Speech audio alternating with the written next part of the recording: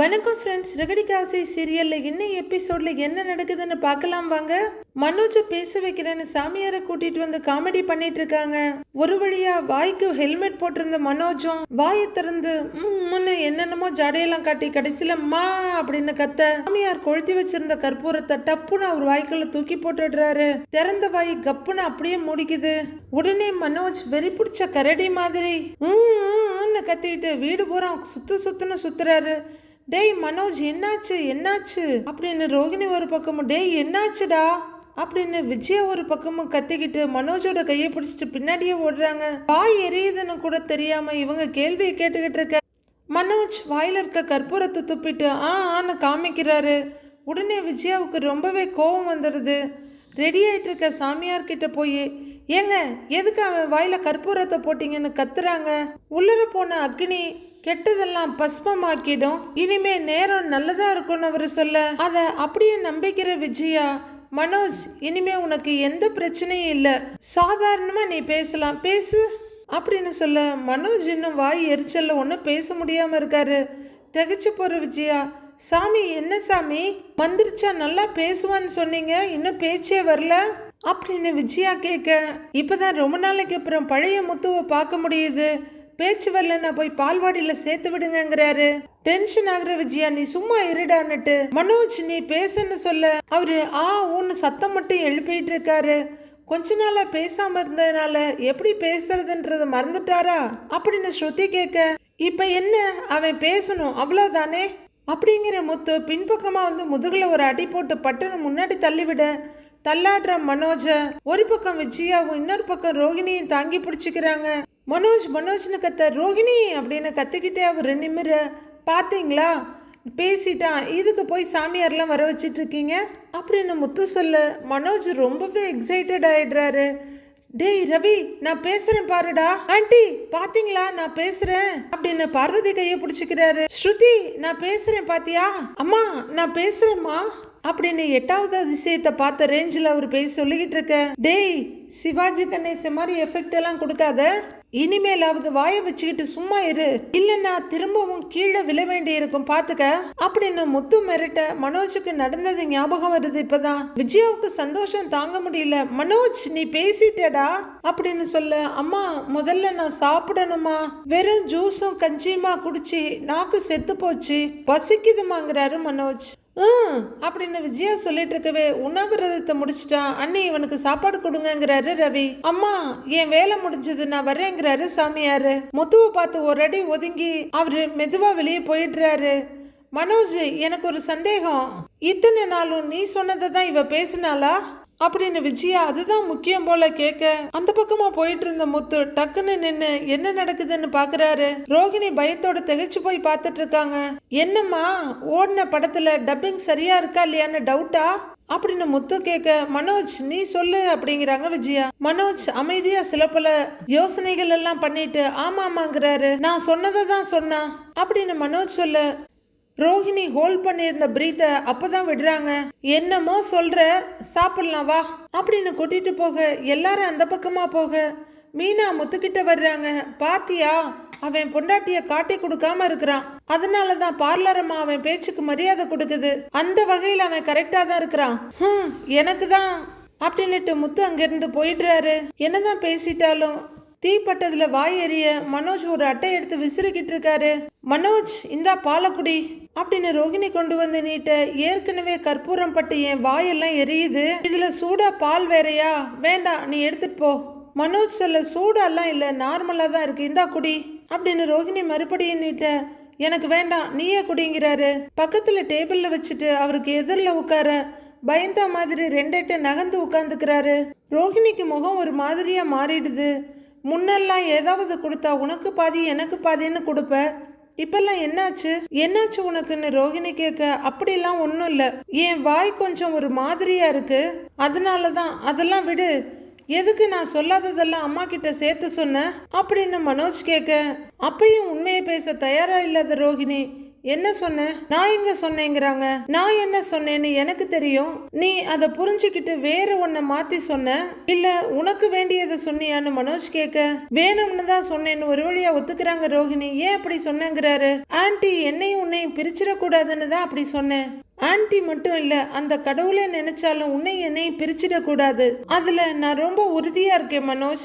நீ எனக்காக எதுவும் பேச போறதில்ல. அட்லீஸ்ட் நீ எனக்காக பேசுற மாதிரி நானாவது ஏதாவது சொன்னா ஆன்ட்டி மனசு மாறுவாங்கன்னு தான் நான் அப்படி சொன்னேங்கிறாங்க ரோஹிணி. நீ இப்படி எல்லாம் பண்றதுக்கு ஆரம்பத்துல இருந்தே பொய் சொல்லாம இருந்திருக்கலாம் அப்படின்னு மனோஜ் சொல்ல, இங்க பாரு மனோஜ், எல்லாமே முடிஞ்சு போச்சு. நான் ஏன் அப்படி பொய் சொன்னேன்னு உங்ககிட்ட எல்லாமே தெளிவா சொல்லிட்டேன். நீயே என்ன புரிஞ்சுக்கலன்னா எப்படி? சரி போகட்டும், பழசெல்லாம் இருக்கட்டும். நீயும் நானும் லவ் பண்ணி மேரேஜ் பண்ணிக்கிட்டோம். பழைய மாதிரி நீயும் நானும் சந்தோஷமா இருக்கணும். நினைச்ச இடத்துக்கு போலாம் வரலாம். நம்ம 2 பேருக்கும் பிடிச்சதை பண்ணலாம். நம்ம பேசுறதுக்கும் வாழறதுக்கும் இன்னொருத்தங்க பர்மிஷன் நமக்கு தேவையில்லை. மனோஜ், ஆரம்பத்துல உன்னை நான் எந்த அளவுக்கு லவ் பண்ணேனோ அந்த லவ் இன்னும் அப்படியே தான் இருக்கு.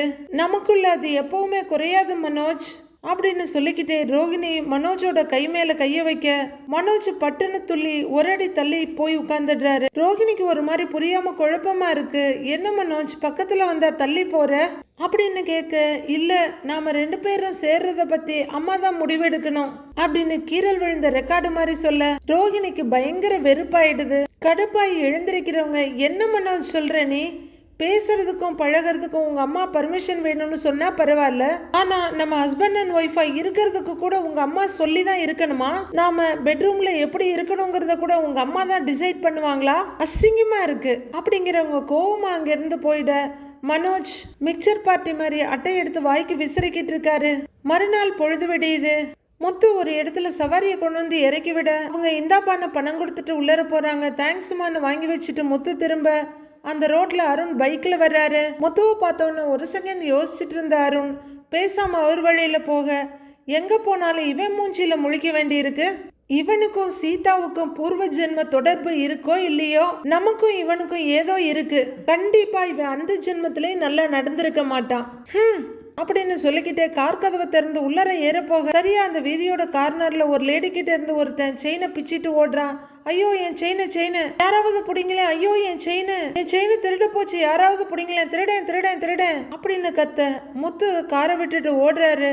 கொஞ்ச தூரம் போயிட்டு இருந்த அருண் அப்படியே யூட்டர்ன் போட்டு வர்றாரு. ஓடாதரா, எந்த பக்கம் போனாமான்னு கேட்க, வலது பக்கம் தான் போயிருக்கான், யாராவது பிடிங்கல அப்படின்னு அந்த அம்மா கத்திட்டு இருக்கு. முத்து வேகமா போய் ஒரு வழியா அவனுக்கு கிட்டத்தட்ட பார்வையில படுற தூரத்துல ஓடுறாரு. அப்போ அந்த வீதியோட டேர்னிங்ல ஒருத்தர் நின்னுட்டு இருக்கான்.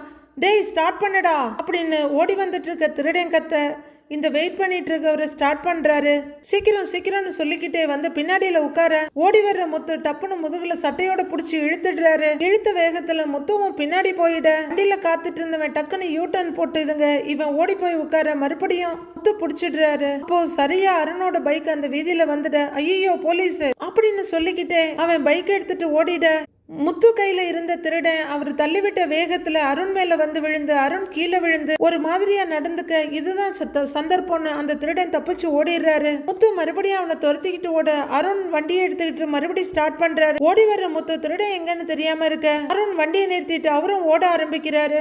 முத்து ஓடி வர்றவரு ஒரு இடத்துல வண்டி கீழே விழுந்து கிடக்கிறத பார்த்துட்டு ஒரு வீட்டுக்குள்ள ஓடுறாரு. பின்னாடியே வந்த அருணும் அந்த வீட்டுக்குள்ளேயே ஓடி வர்றாரு. 2 பேரும் ஒருத்தர் பார்த்துக்கிட்டு நிக்க, ஐயோ காப்பாத்துங்க அப்படின்னு ஒரு லேடி கத்துறதும், சொன்னா கேட்க மாட்டேன் கத்தாத அப்படின்னு திருடன் வாய்ஸும் கேக்குது. 2 பேரும் சத்தம் கேட்டு மாடிக்கு வந்து அங்க இருக்க ஹால்ல நிக்கிறாங்க. காப்பாத்துங்க யாராவது இருக்கீங்களா அப்படின்னு அந்த லேடி வாய்ஸ் கேட்க, அடுத்த மாடிக்கு சில ஸ்டெப் ஏறுன அருண் திரும்பி வர்றாரு. முத்துவும் அருணும் சேர்ந்து ஒரு ரூம்குள்ள போறாங்க.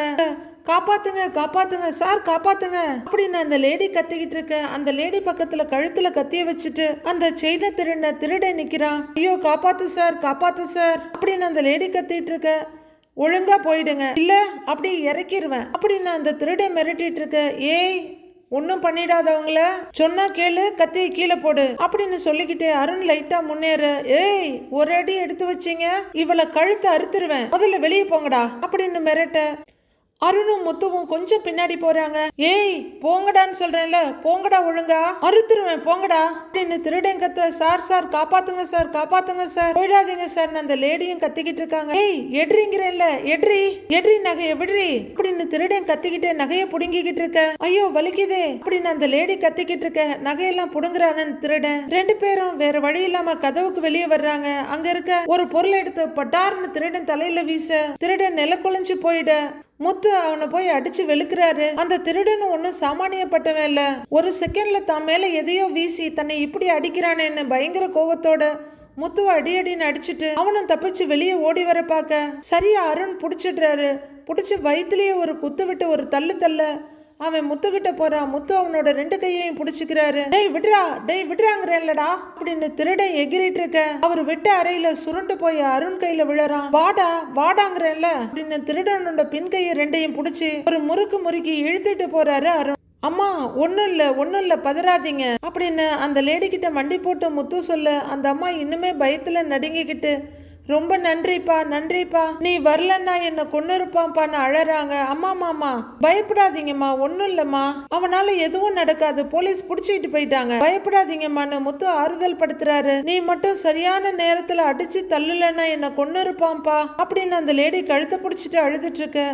ஒன்றும் இல்லை பயப்படாதீங்க, தண்ணி குடிங்க, கீழே வாங்க தண்ணி குடிங்க அப்படின்னு முத்து கூப்பிட அந்த லேடி அழுதுகிட்டே எழுந்திருக்கிறாங்க. வேகமா கீழே வர்ற முத்து டைனிங் டேபிள்ல இருக்க வாட்டர் பாட்டில திறந்து டம்ளர்ல தண்ணியை ஊத்தி இந்தாங்கம்மா பதறாதீங்க, பதறாம தண்ணி குடிங்க அப்படின்னு கொடுக்க அழுதுகிட்டே அந்த லேடி தண்ணியை வாங்கி குடிக்கிறாங்க. பயப்படாதீங்கம்மா, இனிமே ஒன்னும் பிரச்சனை இல்லை, அவன் வரமாட்டான், போலீஸ் புடிச்சிட்டு போயிட்டாங்க, ஸ்டேஷன்ல வச்சிருவாங்க அப்படின்னு முத்து சொல்ல மறுபடியும் அவங்க ரொம்ப நன்றிப்பான்னு கையெடுத்து கும்பிட பரவாயில்லங்கம்மா அப்படின்னு முத்து சொல்ல தம்பி நீங்களும் போலீஸான்னு அந்த அம்மா கேக்குறாங்க. இல்லம்மா நான் கார் டிரைவரு அப்படின்னு முத்து சொல்ல அப்படியா, இருந்தும் தைரியமா வந்து காப்பாத்துனீங்க, ரொம்ப நன்றிப்பா அப்படின்னு மரண பயத்துல இருந்து வெளியே வந்து அந்த அம்மா சொல்றாங்க. ஓ நம்பர் கொடுப்பான்னு அந்த அம்மா கேட்க இந்தாங்க இது என் கார்டு, இதுல என் நம்பர் இருக்கு, ஏதாவதுன்னா கூப்பிடுங்க, பயப்படாதீங்க அப்படிங்கிற முத்து. வீட்டுல யாரும் இல்லையான்னு கேட்க அவரு ஆபீஸ் போயிருக்கிறாருங்கிறாங்க அந்த அம்மா. அப்படியா, யாரும் இல்லாத சமயத்துல வீட்டு கதவை பூட்டி லாக் பண்ணி வச்சுக்கோங்க, இந்த மாதிரி திருடங்க நிறைய பேர் சுத்திக்கிட்டு இருக்கிறாங்க,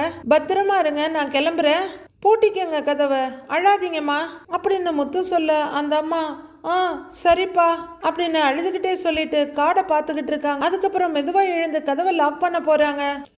ரூம்ல இருக்க ரோஹிணி மனோஜ் என்ன பண்றாருன்னு பார்க்க அவரு கிச்சன்ல தண்ணி எடுத்து குடிச்சிட்டு இருக்கிறது தெரியுது. கிட்ட கூட நெருங்க விட மாட்டேங்கிறான். இவனை திருத்துறதுக்கு ஷாக் ட்ரீட்மெண்ட் தான் கொடுக்கணும். அவன் அம்மா சொல்லி நாம சேரணுமா? இன்னைக்கு நீயே என்னை தேடி வர்ற மாதிரி பண்றேன் பாரு அப்படின்னு மனசுக்குள்ள சொல்லிட்டு இருக்க ரோஹிணி மனோஜ் அங்கிருந்து கிளம்புறத பார்த்த உடனே டக்குன்னு கதவை ஒரு கிழிச்சு விட்டுட்டு வேகமா ஓடி வந்து மொபைல காதுல எடுத்து வச்சுட்டு ப்ளீஸ்பா நான் தான் சொல்றேன்ல மகேஷ், நீ கோவப்படாத, சாரி நீ கால் பண்ணதை நான் பார்க்கவே இல்லை, அதை ஏன் கேட்குற அப்படின்னு வெறும் ஃபோனில் அவங்க ட்ராமாவை ஆரம்பிச்சிருக்க. வாட்டர் பாட்டிலோட வர்ற மனோஜ் இந்த பேச்சு சத்தத்தை கேட்டுட்டு அப்படியே கதவுக்கு வெளியே நின்னுறாரு. இவங்க தான் ஒட்டு கேட்கறதுக்கு வசதியா ஆல்ரெடி கதவை கொஞ்சமா சாத்தி வச்சிருக்காங்க. அதை ஏன் கேக்குற, அவருக்கு வாயில கட்டு போட்டிருந்துச்சு அதுதான். ஓ அவருக்கு தானே கட்டு போட்டிருந்துச்சு, நீ என்கிட்ட பேசியிருக்கலாமேன்னு சொல்றியா? எப்ப பண்றாலும் உனக்கு ஜோக் பண்றதே வேலையா போச்சு மகேஷ் அப்படின்னு சொல்லி ரோஹிணி சிரிச்சுக்கிட்டு இருக்க. இதெல்லாம் ஒரு ஜோக்குன்னு இவ்வளவு சிரிச்சிட்டு இருக்கா பாரு அப்படின்னு டென்ஷன் ஆயிட்டு இருக்காரு மனோஜ். எவன் தெரியல ரொம்ப மொக்க போடுறா அப்படின்னு மனோஜ் மெதுவா சொல்லிக்கிட்டு இருக்க. சிரிக்கிற ரோஹிணி ஆமா அவர் வாயில கட்டு போட்டிருந்தாலும் போடாம இருந்தாலும் ஒண்ணுதான், என்கிட்ட பேசாம தானே இருக்காரு, கொஞ்ச நாள் பேசுறதுக்கு யாருமே இல்லாத மாதிரி இருந்துச்சு, உங்ககிட்ட பேசும்போதுதான் நான் மகேஷ் ரொம்ப ஹாப்பியா இருக்கேன் அப்படின்னு ரோஹிணி உள்பக்கமா பேசிக்கிட்டு இருக்க. கதவுக்கு வெளியே நிக்கிற மனோஜ் ஆஹா கொஞ்சம் ஓவரா தான் போயிட்டு இருக்கு போல இருக்கே, இவளே டிப்ஸ் எல்லாம் வாரி வழங்கிட்டு இருக்காளேன்ற மாதிரி யோசிச்சுட்டு நிக்கிறாரு. இத கவனமா பார்த்த ரோஹிணி நீ சொல்றதும் கரெக்டு தான், நம்ம கூட ஒருத்தங்க பேசாம இருந்தா அவங்களையே பிடிச்சி தொங்கிட்டு இருக்க முடியாதுல்ல, யாரு நம்ம கூட பேசுறாங்களோ அவங்க கூட நம்ம டைம் ஸ்பெண்ட் பண்ணலாம் அப்படின்னு போன்ல சொல்லிக்கிட்டே நைஸா வெளியே எட்டி பாக்குறாங்க ரோஹிணி. மனோஜ் கொஞ்சம் ஃபீல் பண்றத பார்த்துட்டு நான் நல்லா புரிஞ்சுக்கிட்டேன் மகேஷ், நீயும் பாவம் ரொம்ப நாளா சாப்பிடலான்னு லஞ்சுக்கு கூப்பிட்டுக்கிட்டே இருக்கிற. இன்னைக்கு நான் கண்டிப்பா வரேன், நீ டேபிள் புக் பண்ணிடு அப்படின்னு ரோகிணி சொல்லிட்டு இருக்க. என்ன டேபிள் புக் பண்றாங்களா அப்படின்னு நினைக்கிறவர் மறுபடியும் ஒட்டு கேட்க ஆரம்பிக்கிறாரு. அந்த ஹோட்டல் தானே வடபழனில இருக்கே, அங்க ஃபுட் எல்லாம் சூப்பரா இருக்கும், அதுவும் இல்லாம ஆம்பியன்ஸும் சூப்பரா இருக்கும். நாம எவ்வளவு நேரம் வேணும்னாலும் டைம் ஸ்பெண்ட் பண்ணலாம். நீ டேபிள் முன்னாடியே புக் பண்ணிடு சரியா அப்படின்னு ரோகிணி சொல்லிக்கிட்டு இருக்க. ஓ, சாப்பிட தான் டேபிள் புக் பண்றீங்களா அப்படின்னு யோசிக்கிறவரு மறுபடியும் ஒட்டு கேட்கிற வேலையை ஆரம்பிக்க. நான் கரெக்டாக வந்துடுறேன், நோ ப்ராப்ளம். அது எப்படி நான் வரேன்னு சொல்லிட்டு வராமல் ஏமாத்துவேன் மகேஷ்? நான் இந்த முறையும் வரலன்னா நீ ரொம்ப டிசப்பாயிண்ட் ஆயிடுவேன்னு எனக்கு நல்லா தெரியும். நான் கண்டிப்பாக வந்துடுறேன்.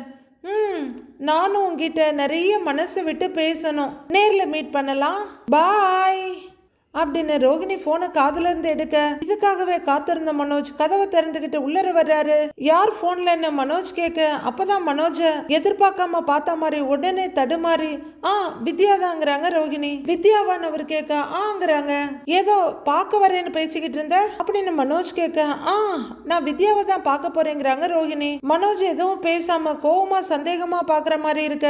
நான் வித்யாவை பார்த்து 2-3 நாள் ஆச்சு, அதான் அவளை மீட் பண்ணலான்னு போறேன். நான் அவ கூடயே சாப்பிட்டு அப்படியே வீட்டுக்கு வந்துடுறேன் அப்படின்னு அப்பாவியா நடிக்க. ஓ, அப்ப வித்யாவை தான் பார்க்க போற அப்படின்னு மனோஜ் சந்தேகமா பார்த்துக்கிட்டு கேட்க. ஆமா, நான் வேற யாரை பார்க்க போறேன் அப்படின்னு ரோகிணியும் சொல்றாங்க. ஓ சரி சரி அப்படின்னு மனோஜ் சொல்ல. சரி, நான் போய் ஃப்ரெஷ் அப் ஆயிட்டு வந்துடுறேன், ஃபேஸ் எல்லாம் ரொம்ப டல்லா இருக்கு அப்படின்னு ரோகிணி அங்கிருந்து நகர. வித்யாவை தானே பார்க்க போற, எப்படி இருந்தா என்னங்கிறாரு மனோஜ். அது இருந்தாலும் நாம வெளியில போகும்போது ஃப்ரெஷ்ஷா இருக்கணும்ல அப்படிங்கிற ரோகிணி. ஷால் அங்க இருக்க சேர் மேல போட்டுட்டு ரெஸ்ட் ரூம்குள்ள போக. மனோஜ் டென்ஷன்ல காத்துல கராத்தே பழகிட்டு இருக்காரு. டென்ஷன்ல இங்கேயும் அங்கேயுமா நடக்கிறவரு அங்க இருக்க கபோர்டுக்கு மாறி மாறி முட்டு கொடுத்துட்டு நிக்கிறாரு. ஒரு கட்டத்துல ரொம்பவே டென்ஷன் ஆகி பெட்ல வந்து உட்கார்ந்துகிட்டு பச்சையா போய் சொல்றா. இன்னைக்கு இவளை விடக்கூடாது, கையும் களவுமா பிடிக்கணும், அப்பதான் ப்ரூவ் பண்ண முடியும் அப்படிங்கிற மனோஜ் மறுபடியும் எழுந்து நடப்பழக ஆரம்பிக்கிறாரு. அருண் ரொம்பவே உற்சாகமா அம்மா அம்மான்னு கூப்பிட்டுக்கிட்டே வர. என்னடா ரொம்ப சந்தோஷமா இருக்கேன்னு கேட்டுக்கிட்டே அவங்க அம்மா வர்றாங்க. இந்தாங்கம்மா முதல்ல ஸ்வீட் சாப்பிடு அப்படின்னு ஒரு ஸ்வீட் பாக்ஸை திறந்து நீட்ட.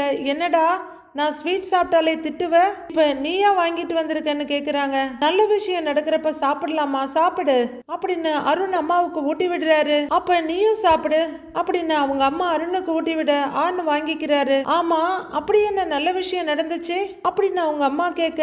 எனக்கு ப்ரமோஷனுக்கு ரெக்கமெண்ட் பண்ணியிருக்காங்கம்மா, சீக்கிரமே எனக்கு ப்ரமோஷன் கிடைக்க போகுது அப்படின்னு அருண் சந்தோஷமா சொல்ல. அப்படியா, ரொம்ப சந்தோஷமா இருக்கு அருண். ஆமா, என்ன திடீர்னு அப்படின்னு அவங்க அம்மா கேட்க. ஒரு திருடன் ஒரு வீட்டுக்குள்ள போய் ஒரு அம்மாவோட கழுத்துல கத்திய வச்சு மிரட்டிட்டு இருந்தாமா அப்படின்னு அருண் சொல்ல. ஐயோ என்னாச்சுன்னு பதறாங்க அவங்க அம்மா. நான் போய் கடைசி நிமிஷத்துல அவனை பிடிச்சி அந்த அம்மாவை காப்பாத்தினேன், அதுக்காக தான் இந்த ப்ரமோஷன் அருண் சொல்ல. அப்பாடா, ரொம்ப சந்தோஷம், நல்ல விஷயம் பண்ணியிருக்க, உண்மையிலேயே எனக்கு ரொம்ப பெருமையா இருக்கு அப்படின்னு அவங்க அம்மா சொல்ல. கமிஷனர் கூட போன் பண்ணாருமா, என்ன பாராட்டினாரு, அதான் ரொம்ப நாள் கழிச்சு நான் சந்தோஷமா இருக்கேங்கிறாரு அருண். அவங்க அம்மா ரொம்ப சங்கடமா பாவமா மகனை பார்க்க. என்னம்மா என்னாச்சு, நான் சந்தோஷமான விஷயம் சொல்றேன், நீ ஏன் கண் கலங்கிட்டு இருக்கன்னு அருண் கேட்க. இல்லப்பா, நீ சந்தோஷமான விஷயம் சொன்ன மாதிரி உனக்கு என்னால சந்தோஷமான விஷயத்த சொல்ல முடியலையே அப்படின்னு அவங்க அம்மா சொல்ல. ஏம்மா என்னாச்சுங்கிறாரு அருண். அந்த சீதாவை உனக்கு கல்யாணம் பண்ணி வைக்கணும்னு நானும் ஆரம்பத்துல இருந்து எவ்வளவோ போராடிட்டேன், என்னால முடியல, நீ சீதாவை மறந்துடுன்னு லைட்டான அழுகையோட அவங்க அம்மா சொல்றாங்க. அவங்க அம்மா தாங்க முடியாம அங்கிருந்து போயிட.